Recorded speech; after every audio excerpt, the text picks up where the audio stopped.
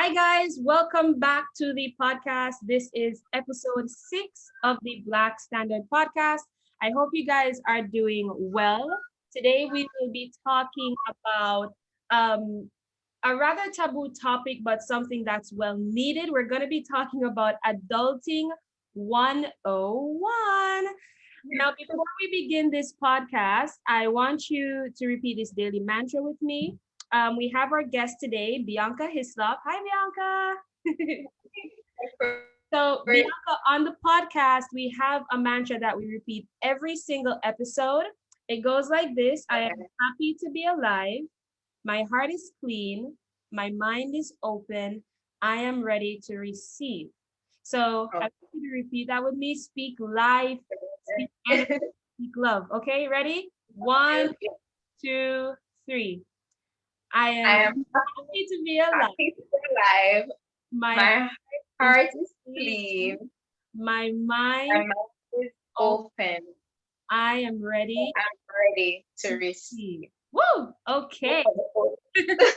So this episode is actually being recorded on a Saturday, but guys, as you know, Mother's Day in Jamaica is on Sunday. So our quote of the day will be in honor of our moms. It says, "A mother is she who can take the place of all others, but whose place no one can take." And that is by Cardinal May Millard. Okay. So, Bianca, how are you today? I am great, Courtney, and thank you for having me. No problem, no problem. We had to get this episode done because, as you know, the Black Standard podcast, it's about, raising the bar, setting the standard for people of color, and finance is almost the foundation of all of that. So we're going to jump right into the episode. So, Bianca, you are a financial advisor at Sagicor Jamaica, which is a financial group slash bank here in Jamaica. So, just briefly tell me a little bit about yourself. Where did you grow up? Stuff like that. Start from young Bianca all the way up to 2021. All right, sure. Thanks, Court. So, my name is Bianca Christina Hislop. I'm born in Jamaica, of course. I have, I have two younger brothers, Kyle and Casey.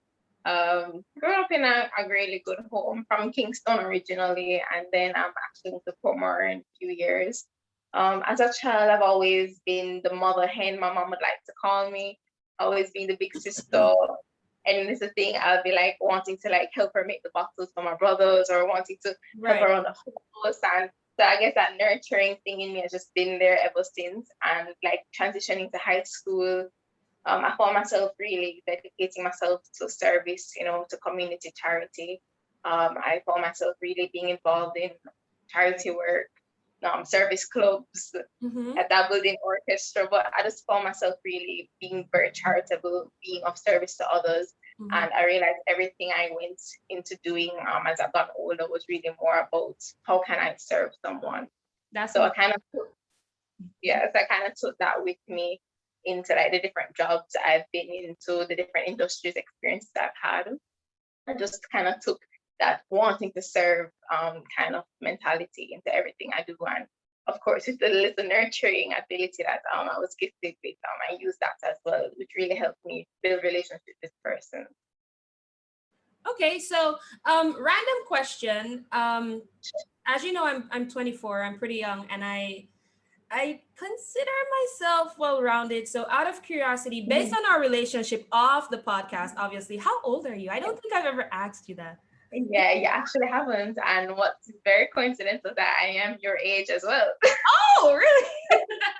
That's amazing. I asked because I love to see young people. I love to see women and women of color, especially, excel.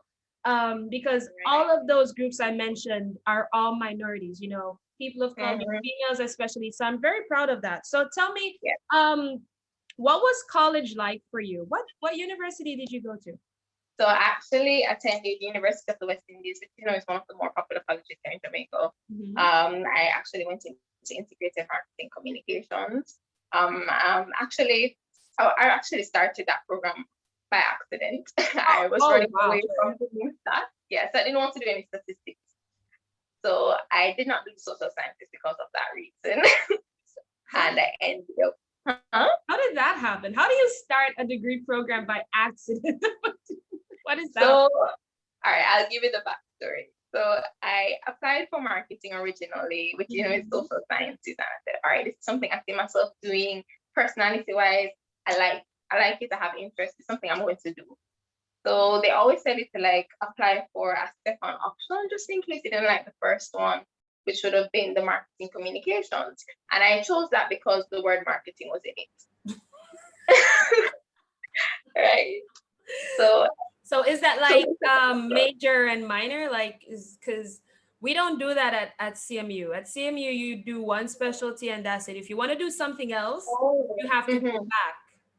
So this was actually for majors, but then they said just in case like you didn't like something or you want a second option, they told you to choose a second major option, which was up in the marketing communication. So that allows you to switch like mid-university. Yes, you could switch it, correct. Wow. So what had happened was privilege. Anyway, I actually passed the date to switch for the other one and actually went there and I begged and I cried because when I got to for marketing, I realized I had to do statistics and I'm like, I am not good at math. I don't want to do any math in university because I had horrid memories from high school. So I went and I begged and I was like, can I switch? They're like, no, the deadline had passed. And I'm just like, please, I'm begging you, just open the portal so I can just switch. I am begging. And I literally pleaded and I begged and they allowed me 24 hours to make the switch on the portal the evening. And that's how I ended up in marketing communications. And backstory. And like, I realized, I think I was placed there for a reason, because I was opened up to a whole new world. I didn't know things that existed. Other than the luxuries of not being able to do math, I was open to networking with different persons in communications, in public relations, in advertising and social marketing. And it was just like a whole new world. Oh, so you stayed? Yeah, I did stay. Of course I stayed. Anything without math was the best. You did all that pleading for nothing. Okay. So she did her degree by accident, folks, just to be clear. Yeah. It wasn't my first option. No. I mean, life has a funny way of working out itself. So no shame in that. For me, I do not regret studying shipping, even though I've now found my passion to be content creation. The concept of logistics can be applied anywhere. So no one does anything by accident. So don't ever. Because you said your thing you even pointed was that it always aligns itself. Yeah. Yeah. Okay, so what was your first job like outside of college? For me, I had one 9 to 5. That was it. Oh wow. I had one 9 to 5, and then after 6 months, I resigned. For various reasons, I resigned, and that was it. That's it. So, what was your first job outside of college? I didn't wait until I finished college to start working. So during the summer, there was an opportunity to go to Montego-Bay, which is like the west of where I would be from in Jamaica. And I said, I am going to take this opportunity. I didn't know what it was about, and I literally packed my bags. I told my mom I'm moving to Montego-Bay next week. Packed my bags, went to Montego-Bay for a few months. How old were you then? I was 20 at the time. Oh, okay. You're grown. Okay, so you moved to a completely different city, different space. Right. And was it because you got a job? Yeah. So this was the second semester of my second year in university, and I was just bored. I just felt like I just need to do something new, and I said I have a break from school now because after exams in May, I had June, July, August. I'm like, let's do something. So the opportunity came, and I just went for it. Okay. So were you ever like a J1? No, actually, I never did that. I never did that program. Oh, guys, Bianca, I forgot we have listeners in I see in the analytics Japan. I see 2% Japan. So I just want to be clear, guys. Montego Bay is another city in Jamaica. I was asking about the J1 program because the J1 program allows college kids like ourselves to go to Mm-hmm. the States, work for the summer. Because of the good dollar exchange, we make a bunch of money, blah, blah, blah. And then we get home. So you were never a J1. So you did So, your summer experience in Jamaica. Okay, that's cool. yeah, So college was relatively good for you, it right? really was. Yeah. And then So your taking first on, job was mhm, before graduation. perfect. Yeah. Well, that's good. Yeah. It's a little, I don't know if you tuned into the last episode, but it's a little different for us. It's Mm-hmm. not really by choice, it's mandatory. So our college, in second year for 6 months, they actually take, what is it? 3 days out of that 5 day school week, and we have to do mandatory work experience. So they send us to different Oh, like an companies. internship. Yeah, they send us to different Okay. companies to work for 3 months, and the other 2 days we have classes, and that goes on for 6 months. We get an evaluation. That's mandatory for graduation. And another reason they did it was because in the shipping industry, you know how it is in Jamaica. You need a Mhm. job to get experience, but you need experience to get a job. In the shipping industry, it's even tighter. So what they do is they allow us to graduate with existing work experience. Really good. So Yeah. 'Cause that I guess takes you a long time. I guess now that you put it that way, I was working before graduation. Mm-hmm. Okay, so my next question is today, in this present day, you are currently dun, dun, dun, dun, a financial advisor at Sagicor. That's amazing, by the way. So, tell us a little bit about being a financial advisor because this episode is going to be centered around adulting, um, things that we should have known growing up, Yeah. things that we need to know now, especially being Yeah. adults, paving the way. Tell us a little bit about your role or your job as a financial advisor. All right, sure. So as an advisor, even working during university actually kind of opened my eyes out into how important these things are. So I actually took that with me into the job where I realized that not many of us as Jamaicans are educated on our finances. If you're not going through a particular experience, or if you're not like in a particular network or circle, you're not educated or not informed, you just don't know how to manage your money. I agree. Yeah, so being in this role, from my experience now and learning, I realized, hey, I have now a really huge responsibility of informing my nation. I have a responsibility of ensuring that persons are understanding of how important it is to start your finances or start doing things from an early age Mm-hmm. and how beneficial it can be for you in the coming years. Because in Jamaica, many of us, the We wing regular it. thing. You go to school, We wing when you it. finish school, you get a job. When you finish getting that job, you work until you're 45, 50, and then there's Or nothing until you there.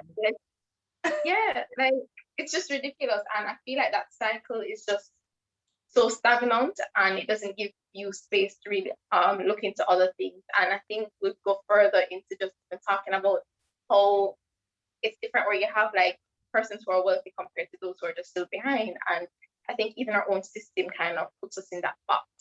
So as an advisor, I'm here to really save lives in such a case where yes, It's I the can come same in lives for and me. help persons. Yeah, like I realize I can come in and help persons, educate them financially on the right moves to make for their finances and how starting with such a option of like taking out insurance, looking at an investment option can really lead you to financial freedom at the end of the Or like the better options because for example day. I have a YouTube channel, and in one of my videos I was kind of educating persons on the fact that here in Jamaica savings accounts are trending and nobody has a checking account, but like just in that example alone we should Mhm. actually be using our checking accounts for that purpose and our savings account for the name savings. So I agree with you there in terms of education. So Little things like that. little things like that, kind of hold us back, or not necessarily hold us back, but it keeps us in a box, as you said, that little Mhm. small box. So being a financial advisor, what would you say are the pillars of your job? What do you inform people about? I know insurance is one of them, uh, Sure. the stock market, but then there are other investment options. So just briefly state like maybe three other stuff that you might be able to inform people about? Because I'm going to leave your information at the end of the episode. So, Man, for sure. So before we even get to looking at the different ways of using these tools like insurance, investments, and so forth, I think what we need to come back down to is even learning the basic fundamentals of how to really manage the money. And I think that is my biggest thing. That's what I take very seriously, because as an just financial advisor, I am supposed to be here to advise you on your finances, right? So I'm here to really look at how is your budgeting, what's your income to expense ratio, are you tracking your expenses? These fundamentals is what's going to really help me know what's the best, I would say, remedy for that specific client, for what they need to really help their finances and for them to grow in the future as well. And I think oftentimes we pay little attention to that because it doesn't make sense you try and push an investment on someone when they don't even know what an investment is, nor how are they going to be paying or finding the money to start the investment. And then there's that little issue of persons thinking that every investment option is for them. Like, guys, it depends on your age. As she mentioned, it depends on your income. And also, I would add that it depends on your knowledge of financial literacy. Because, for example, there are different types of stock portfolios. And if it is that you're not versed on the stock market, it doesn't make sense you open an account where you would have to be initiating the trades, keeping up with the market. You're going to lose money. And then maybe something like having a brokerage account where the broker does all that for you, that would be a better option. So I guess what she's trying to say is it's unique to each person. And that's what she's here for. So you have a conversation with her, you basically list your demographics, your lifestyle habits, your income, all of that. And she would guide you like that. So I want to zoom in on insurance for a bit. Sure. A lot of us here, I don't know if it's a Caribbean thing, I don't know if it's a Black people thing, but we run from insurance. And usually it's when, as you mentioned earlier, when the situation is happening, that's when we try to sort certain things out or get certain things done, but then it's too late, especially where life insurance is concerned. A lot of persons baffle with funeral expenses and stuff like that. So just to calm some nerves, why do people need insurance? Because for me, I mean, I know why I need insurance, obviously. Why, if someone is listening to this and they're like, insurance is a scam, I waste my money, I don't need it. Why do they need insurance? All right, so there's insurance is a scam, but when you look at it, why do we have a certain particular percentage of persons really looking into insurance, and these are more the wealthy individuals? There must be something why. So I think investigating, knowing why is important. So now to go through the details. So people look at insurance, they would think, okay, that's just something you need for when you die. However, there are multiple different types of insurance, or different uses rather, which I go into right now, that you cover for the 4 bases of life. So the first base you cover is your life insurance. As we would insure a car, we insure a home, we need to insure ourselves, because life is so uncertain, anything can happen. The reason why we have actuaries where they have to be going through the mortality rate tables, because they have to look at expectancy of life, and that's why we ourselves have to make that preservation and make that preparation. If in the case anything happens, we have something there for our lives to be insured, right? Secondly, the second base cover is our health, medical expenses, so forth. That can be very taxing, especially here in Jamaica. Medical bills not cheap, right? Listen, if you think Jamaican healthcare is not cheap, try the US. Try the US. We're very lucky. We're very lucky here. Right? But for even more regular persons, they run away from saying that they can't pay for these things and so forth. So take out health insurance as well. Look at that option. See where you can actually have that money there to help you pay for some of these bills, help with some of those expenses, cut your expenses basically in half, right? And then the third base we're looking at is our retirement planning and estate preservation. So yeah, this is something that we pay little attention to. That's a And I'm going to say, like in Jamaica, you'd really hear, and I'm going to say, like, what Jamaica say, oh, when my demo pick you take care of my things for me. No, it does not work that Guys, way. this is a public service announcement. Your kids are not your pension. I repeat, your kids are not your pension. Hello. And I think, before we move on, Bianca, I think that's another issue where generational poverty is created, because think of it this way. We're 24 years old, right? Our parents have no pension plans. And we're courting, we're dating. Let's say life happens and you even get pregnant, depends on your lifestyle. You want to get married and have kids, you want to have kids and get married. I don't really care. But that happens. You're trying to build your family, but then you're taking care of your parents at the same time. That's going two ways already. And then if you add yourself to the mix, that income is being split three ways. The other thing is, when we turn 18, I don't know about you. I didn't experience this greatly, but to some extent. But when you turn 18, you're being pushed like, when are you gonna pay a bill? When are you gonna move out? When are you gonna, I wasn't asked to move out. When are you gonna, do this? Or if you start working, when are you gonna buy groceries? And looking back on it, I don't think it's because we had horrible parents. I just think that they really needed help all those years. And now they're finally reaching out because you're old enough and they're like, I need help. And I think that's coming from them not having savings, not necessarily a retirement plan, but savings. And so that slows you, the child, down in terms of getting a house, getting a car. If it's some parent that asks you to move out, they're forcing you to rent instead of staying there and saving for a mortgage. I think all of those things lead to generational poverty, more than we think. And I don't think we think about that.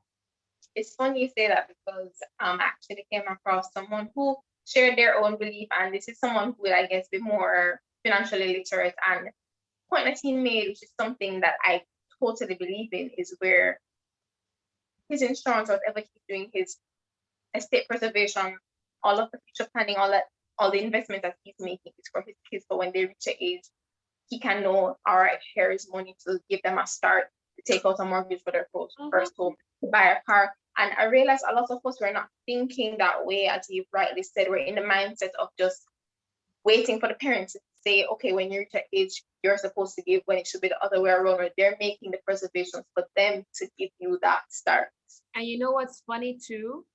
I wouldn't necessarily say European countries, but even here in Jamaica with high-ended family groups or racial groups, I should say. Yeah. They operate differently. A lot of their kids, they have I wouldn't say inheritance, but for lack of a better word, inheritance. And that does it, it gives them a push start to life. They're not forced to do, go take on any liabilities, because these things are liabilities. And it kind of gives them a better start. And so the wealth continues. Yeah. The wealth continues because the generational wealth struggle. Right.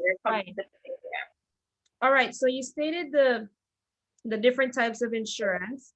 And the final one, before we was there, the fourth phase is critical illness. Something that we try not to think about, because no one really wants to wake up and get the news that they have cancer or anything like that. But it's something you have to also make preparations for as well, because as I said, life is uncertain, anything can happen. COVID was a really good example where make reservations for such things. I had COVID, right? Oh really? Yeah. And I have asthma. You're covered and everything's okay now though, right? It wasn't, I think me taking my supplements, because my other business, we sell natural supplements. I think that helped. I did not end up in the hospital. Which is ironic because I have asthma.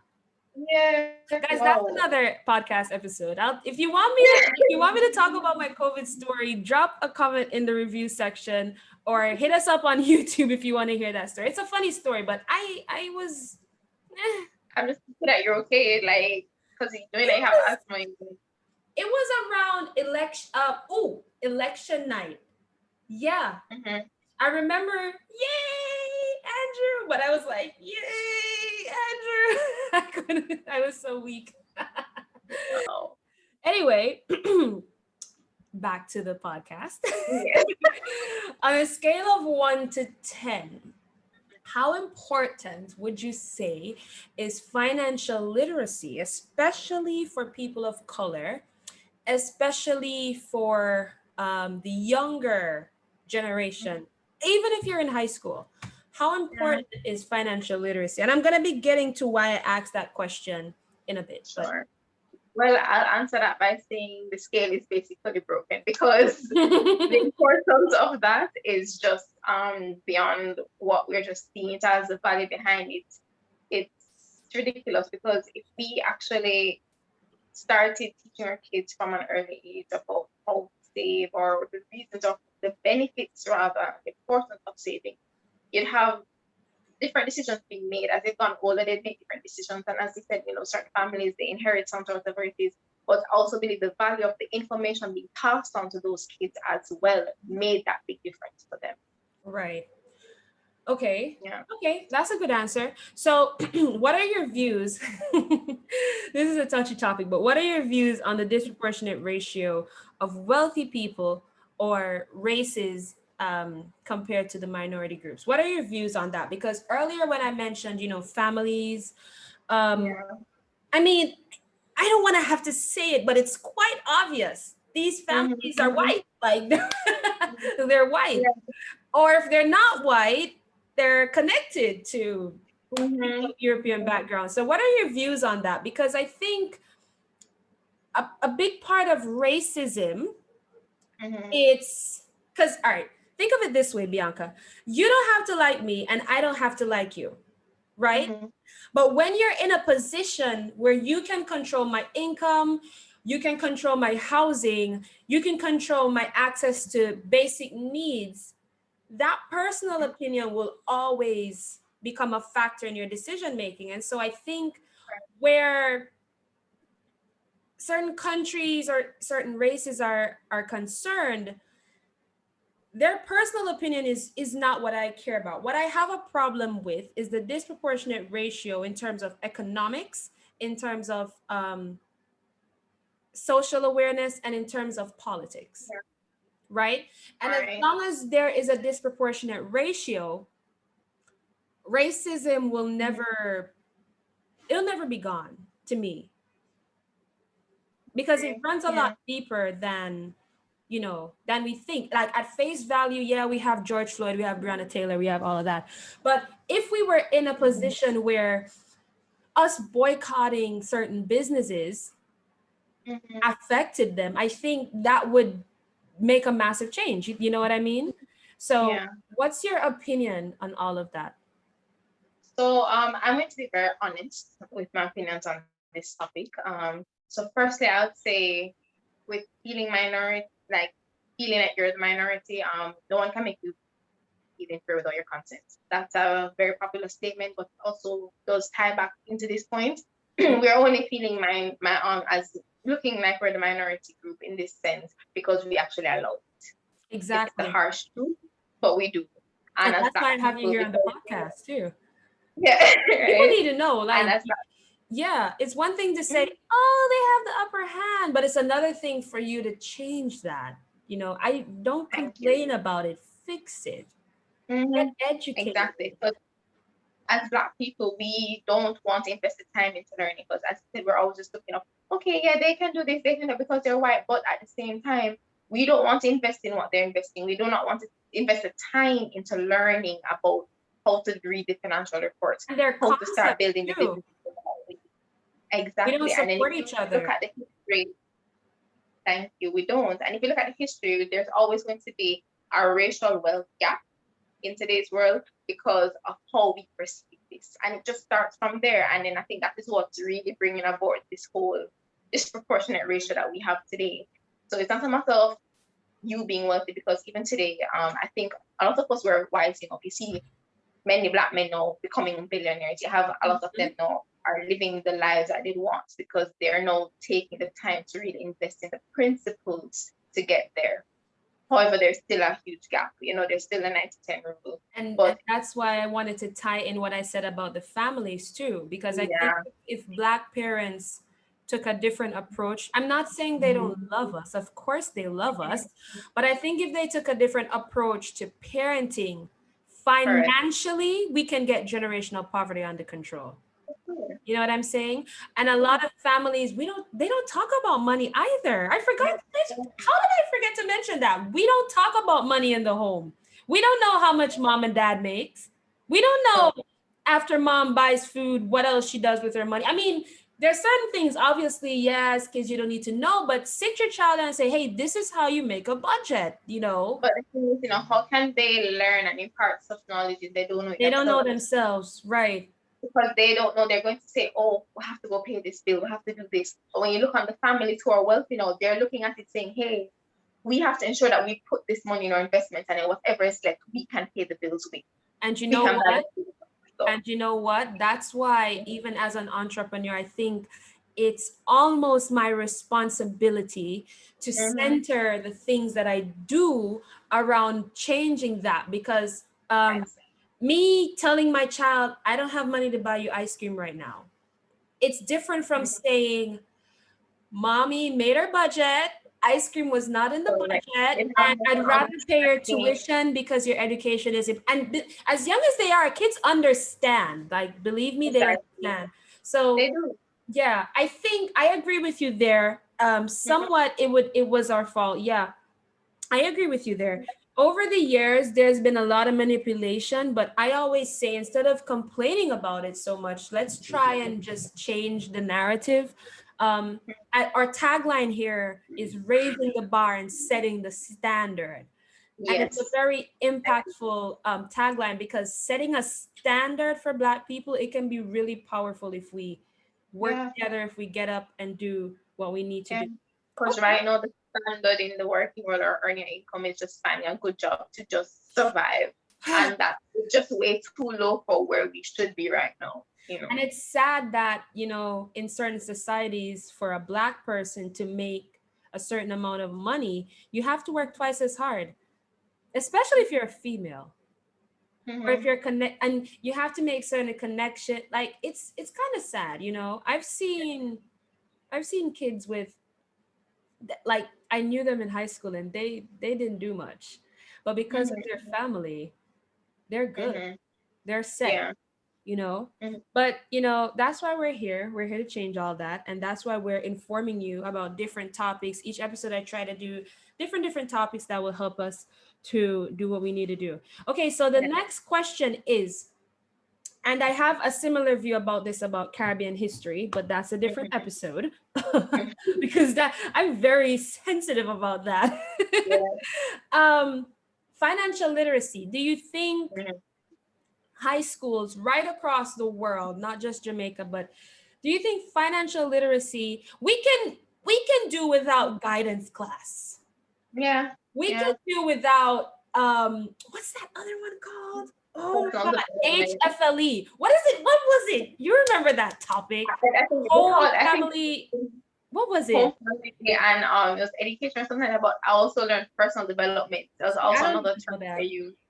We Yeah, can do I had without personal that. development What class. we Yeah, need, we need financial literacy in our I high agree schools. You agree? because Okay, good. We're on the as same if page, girl. address no because if you look at it, we focus so heavily on academic education, and then transitioning from high school into college, it's all about the professional education. But then after all the schooling, life hits you, and that is when they think It's financial kind of like education needs the to whale begin. spitting Go out back Jonah. It's like a no, whale I spitting think out Jonah. I don't get it. go backwards, and it's just so sad to see that we have to wait until the actual burdens of life Experience. hit you We to should be really learning by start getting experience. finances. It shouldn't, and it should have been starting. As much as we learn from what we need to learn in school in order to get the job that we want, we have to learn from we're young in order to reach the level of wealth that we want to reach by the time Or we're you a know certain what, Bianca, let me not say we can do without the guidance, but let me not say we can do without personal development, because age. instead, for personal development, I think what we can do is to add more to the curriculum. So, for Yeah. example, teaching them about confidence. I it, Correct. it's it sounds silly, but a lot of us lack confidence. And even what I said about the racial gap or the generational gap, we're just as smart. We have the Yeah. ideas, but we're not confident. Yeah. A lot Yeah. of us are here and we're miserable and we have an idea, but we're so worried about what somebody else is going to think. We're so worried about failing and we're not confident. And you know what happens? We don't do it.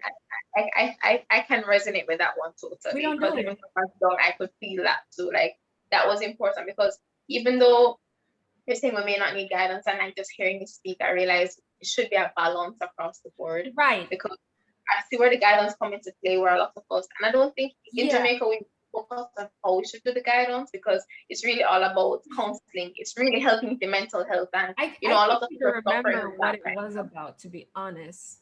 Yeah, it But was it just could I have think been it's more. That's all I'll say. I'm not gonna say it wasn't important, but it could yeah. be more. So that's why I kind of changed my opinion and said, you know what, not that we don't need it, but it could be added with more content, and we need financial literacy because a lot of, Yeah. like I said earlier, a lot of parents do not have those types of discussions with their Mm-hmm. kids, and then it's not being taught in school. So No. what happens? We wing it.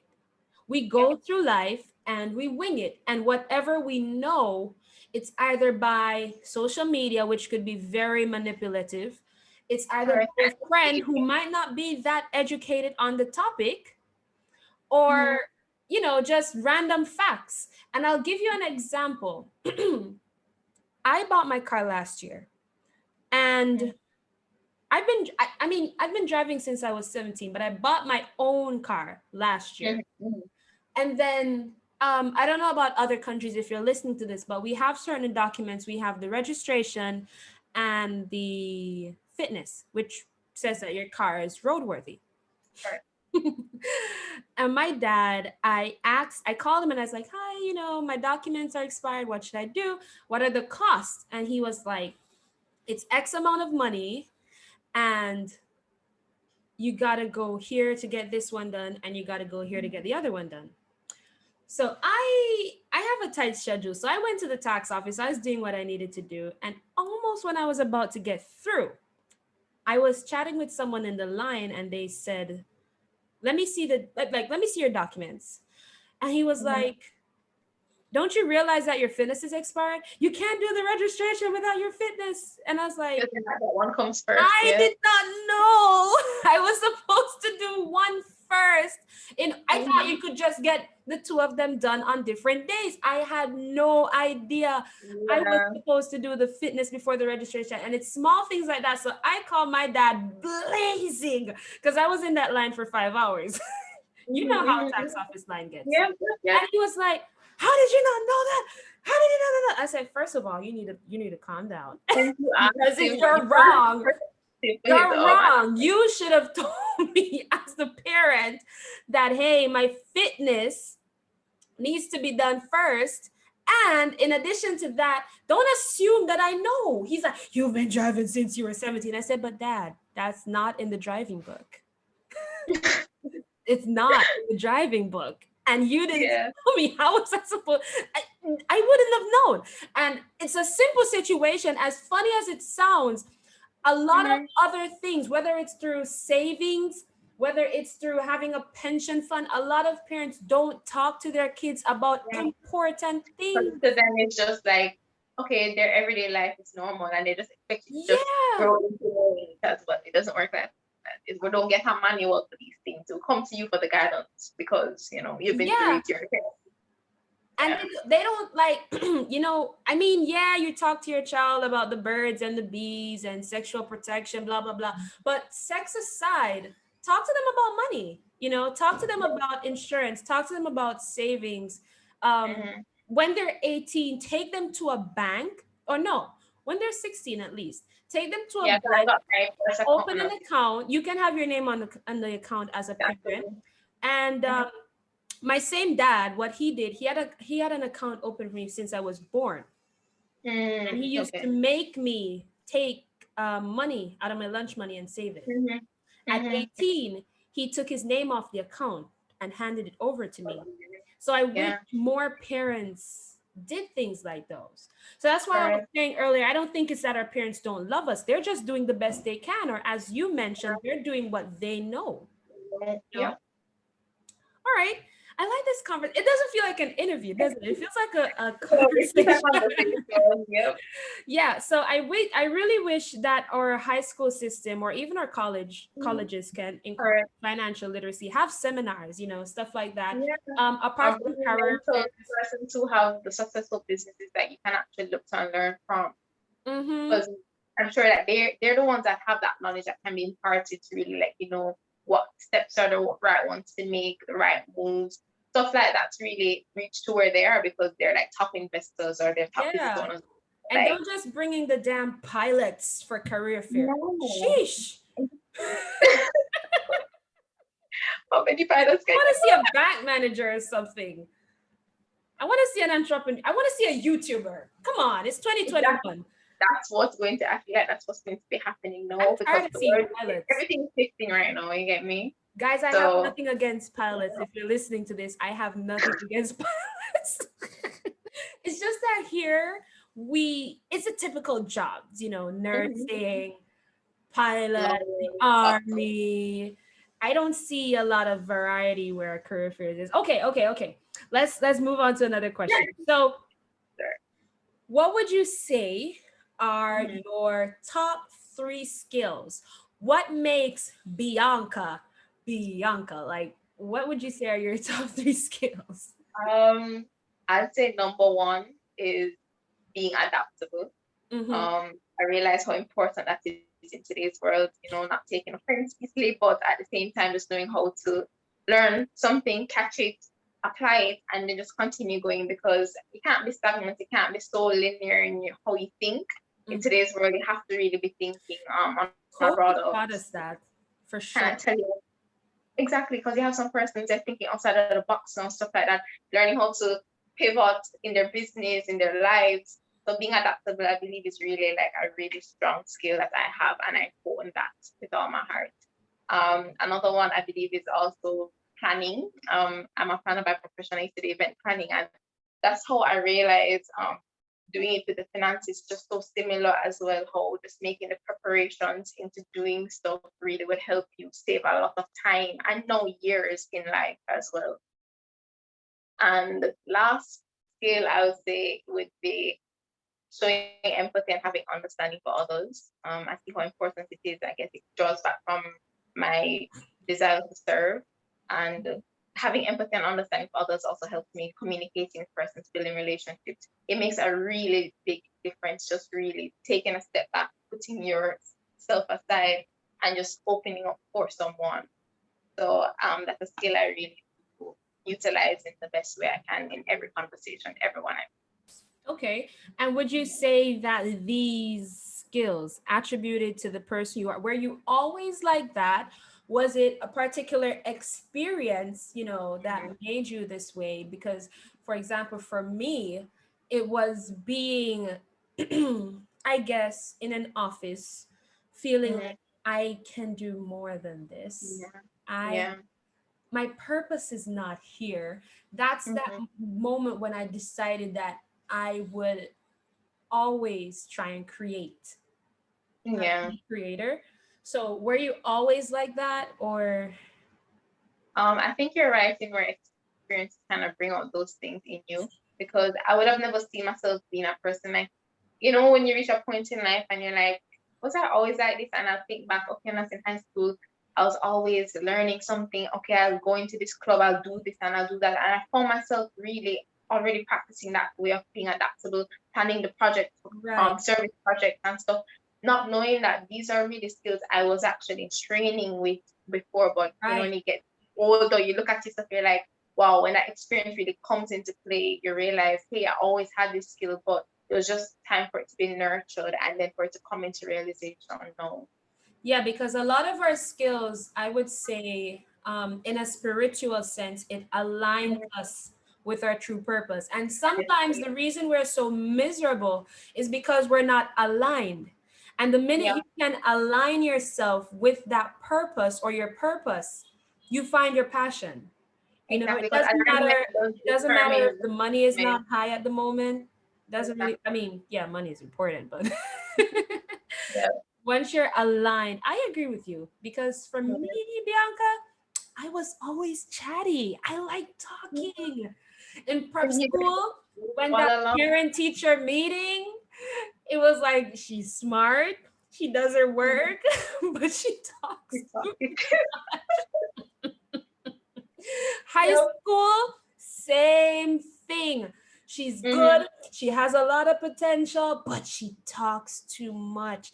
And before I move on, I want to highlight to the parents as well. I'm really hoping a lot of parents are listening to this episode because we're really dropping some gems Mm-hmm. here. Yep. Don't make your child feel bad for being chatty. Just make them understand discipline. Right. Discipline, a time and place for everything, but I will never make my child feel bad for being chatty. My Mm-hmm. child could be a journalist, a Exactly. YouTuber, a Yeah. blogger. Like it's a skill nonetheless. I was always Mhm. chatty. My Exactly. mouth was And always look at you know, look at how that taking that skill, the skills like it, look at where you are now and how you're utilizing it now I into your talk work, for a into your living. career.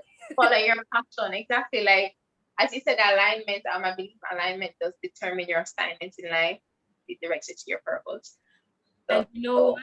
I think a lot of things that people try to make us feel bad about, I think if we zoom into that or tap into that a lot more, we would be mhm. more passionate about the things that we're doing. Because for me, I was always you mentioned being in charity. So Yeah. your characteristic or your trait is being charitable, is being understanding and being able to connect with people. For Mm-hmm. me, Bianca, I was never afraid of going on a stage. Mm-hmm. In university, I was never afraid of doing presentations. Matter of fact, I remember being in a group and I ended up having to carry the whole presentation because my classmate she froze, Wow. Wow. and that's okay. Maybe Yeah. that's just not her Mhm. skill, you know what I mean? And Yeah. so I think alignment is very important. I think so. Mhm. And for you, it seems based on what you're telling me, I didn't necessarily jump into it, but you did mention throughout the podcast that you've been volunteering basically most of your life, Yeah. you Yeah. know? So I think one of your skills is actually being able to connect because we met True. and we That's hit it true. off. Yep. Yep. We hit it Very off right true. away. And Yeah. yeah, that's a skill as well. Okay, That's a pointing that one out to me for it. so you're welcome. So people don't really have a list that they think of. But if you were to name, I guess, 5 people, you don't have Mm-hmm. to know them personally. Mm-hmm. Probably watch their content on YouTube. You probably check into their motivational videos every morning. Whatever it Yeah. is, 5 people that you would think they have a major influence on you. You don't have to aspire to be like them either, Yeah. but just like little things here and there that you take from different people that you look up to. 5 people. Mhm. Well, one would be God, for sure. Just I think that's where like home is for me in terms of direction, looking for inspiration from the Bible or just through the Word, just through the flow of life actually. Um, Another, I believe this is Oprah. Okay, so reason why Oprah Oprah Winfrey? Winfrey, yeah, because she's such a Oprah, charitable Oprah person style. too. Exactly, like, she's just a charitable person. She really helps me. Like I feel like anyone I look up to really want to teach me a part of life that I should really focus on. And Mhm. she's about giving. She's very charitable. She's just always giving, and I think that's just a really important thing that people, I guess, don't really highlight because she's Oprah and all of that, but focus on the fact that hey, everything she does, she's all about giving. Her show was entirely surrounded about giving. And her story Her too. story, exactly. She gave Her up herself story. so many ways too. A lot of things she sacrificed for herself. She was just always giving of herself. And then when she reached Mhm. the position or the platform that she's at now, she was able to do it on a different level. And I think that's just very inspiring. Another person that I look up to, one of these entrepreneurs in today's world, but Elon Musk. Kind of weird, but No, it's not. You know why? I was He is watching a video about him this morning. I swear yeah, to you. Yes, just, I swear. I was watching a video on mhm, basically his journey as an entrepreneur, yeah, like his businesses. Yeah, yeah. it's not weird at And all. and I think he is like one of the best examples when it comes down to alignment. He saw where he was aligned from when And he was he so young, doesn't from 12. care how silly you, like the average person, might think his ideas are. He don't Yeah, care. exactly. And another thing I love about him, he is He don't care. the most blessed and the most determined person on this earth. And It takes he's the not world afraid to of move, failure he will either. try to move it. Huh? He's not afraid of failure either. Exactly. He is When just the that fearless. when that demonstration happened with the Tesla model, where the glass actually, it wasn't supposed to break, but it actually we move, we move Yeah, on. Like it's a part of life. Not everything is gonna, exactly. yeah. And I think if any entrepreneur is supposed to emulate someone in terms of their journey, it would be from him because he's so fearless, I he's so agree. determined. He's going to make any idea he comes come into fruition. And I think that's just something that's just so amazing to watch and observe and just learn from him. Um, Elon, yeah. if by some chance you're listening to this, Hoping.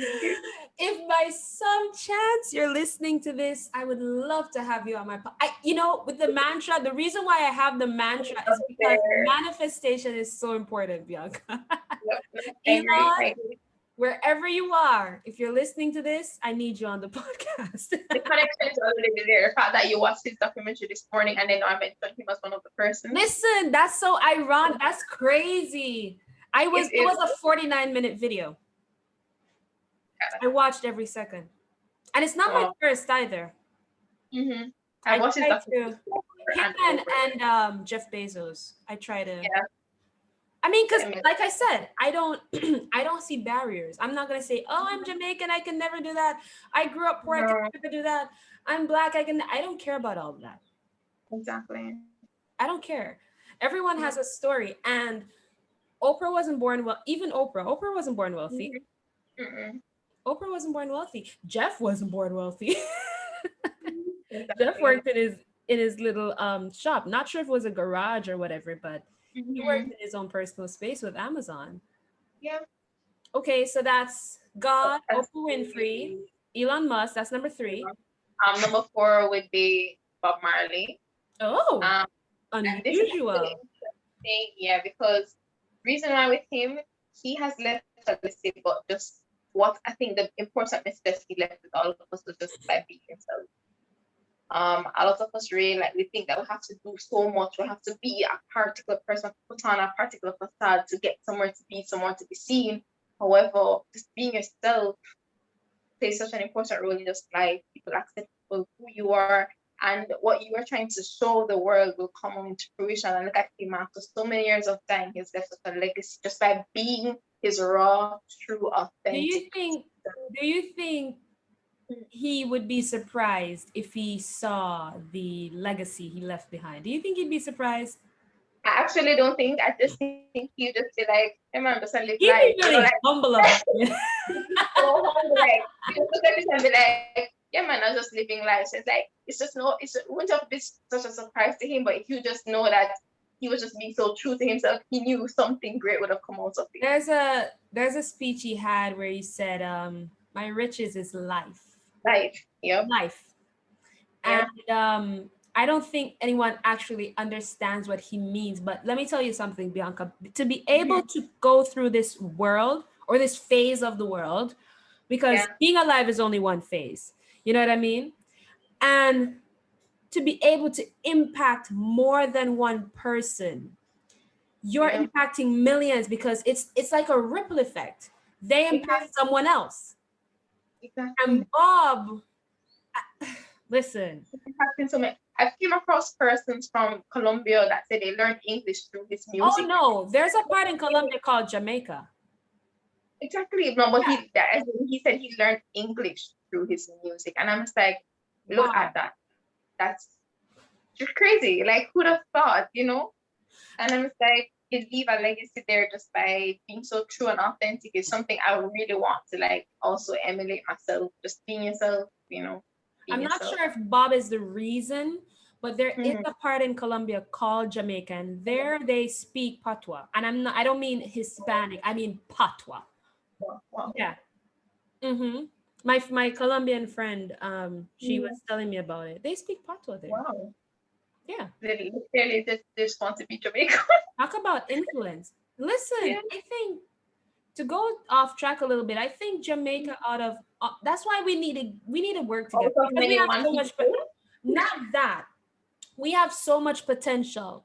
Do you Mhm. think any other island has an impact on the world like Jamaica does? No, I I honestly don't. don't. I don't. Mm-mm. Even with music, like in terms of collaborations with African artists, DJ Mhm. I don't see that with other Caribbean countries. I'm sorry. If you're listening to this, I'm sorry, but it's true. Mhm. When It's you watch true. a movie, you don't hear I'm they say not Barbados bragging, but is Jamaica. when you're when you're watching movies and they're like, yeah, Oh, yeah. man. I don't see that. The I wish we reference is utilized always it. there. Yeah. I wish we utilized it though. We have so much potential. Okay, So number much. 5. Number five. Number five would be my little brother. Oh, Um, yeah. Because I see like where I've had a connection with him from he was like a baby. It's like I told my mom he's my child. His first word was actually my name. And yeah, Uncle. He's like, really? uh, yeah. So like I've always just been so close to him, If I and was his he's just mom, I'd be so offended. my mom. She thinks it's the cutest thing. Like she was talking about it just last week. I Like she's carried you for 9 months and you're gonna say that.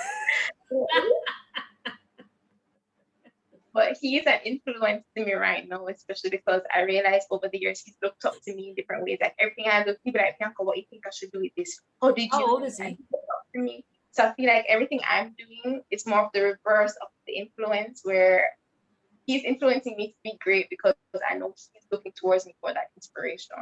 How old is he? He's now 17, actually. Oh, he's a big boy. Yeah, he is. But Oh, we've been like having this journey from he was young. Every the thing, his subjects he chose in school, everything he's been doing, he just emulate exactly what I did.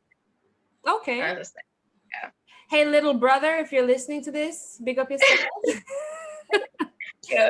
I don't have siblings, so Aww. I don't have. One of my brothers, I have another one. Yeah, I could probably lease him. Put him on higher purchase or something. Okay, so we listed your top skills, your 5 influences. Mhm. My last question for you is if you had to give your younger self any advice, and I mean like 8 years old, 9 years old, Yeah, not really sure, your exams are coming to go into high school, you're not really sure what you're gonna do. Everybody's like, what do you want to become? What yeah. advice would you give her? I would tell my younger self to be more confident. It's funny that you mentioned it earlier too, but Mm-hmm. to be more confident in yourself and your abilities. I think from once young, I just always found myself to be very indecisive, hopping from one thing to the next. And I realized that it's actually more of an advantage for me where I was able to not limit myself, try something new, explore more. So it's just be more confident, open my eyes up to different possibilities and never limit myself to whatever I'm feeling right now. So if I'm feeling lost right now, just know that this is just right now. It's not going to be forever. That feeling's not going to be forever. So just never limit yourself. And it took me a few years, like until I reached college, to realize how important it was for me to keep my eyes open, never limit myself. Like the sky is nothing to limit. Like I should reach for the stars, just surpass everything. So yeah. Agreed. That's good advice. That's good Yeah. advice. Okay, so guys, we covered a bunch of topics in this episode. Sure. Yeah, I'm not quite sure, but I think we even went over an hour. I'm not really sure. Oh, wow. Probably 50 Maybe an minutes because hour. we started late. Yeah, yeah, So probably 50 minutes.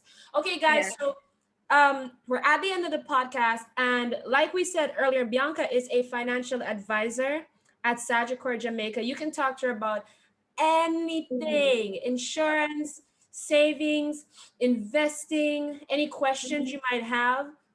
If you're young and you're listening to this, I especially encourage you, hit her up. I always tell people, start as young as possible. I Yeah. don't care if you have to get your parents' signature on the account. Start as young as possible. Bianca, where can the people find you? I want you, you can say your Instagram, your email. Not sure if you want to give out your number on a public platform. I Well, did, I'm but actually, as I said, going to be, I'm following Bob Marley's teachings of just being myself. So mhm. I haven't really been so into social media for the past couple of years. So they're pretty empty. But if you really want to reach me, a phone call is fine or email. Okay. And Okay, my well, go number ahead is, then. yeah, man, my number is 876-553-2243. And my email is my name, Bianca Hislop. That's hislop @gmail.com. My social media is just really my name, Bianca Hislop or Bianca Christina Hislop, all platforms. Okay. And guys, I'm going to be sure to leave her information in the Yeah, description box, whether you're listening to this on YouTube, Apple Podcasts, Google Podcasts, or wherever you listen to your podcast. Thank you so much, Bianca, for coming on the of course. show. It's amazing. And I just wanted to tell you to just continue doing what you're doing, inspiring others, utilizing that God given gift and talent that you have to really share with others, inform. Just me, you're doing a great thing. And for being so young, girl, you got Thank it. you, Queen. All right, guys, I'll see you in the next episode. Take care. I love you. Goodbye. Bye. Bye.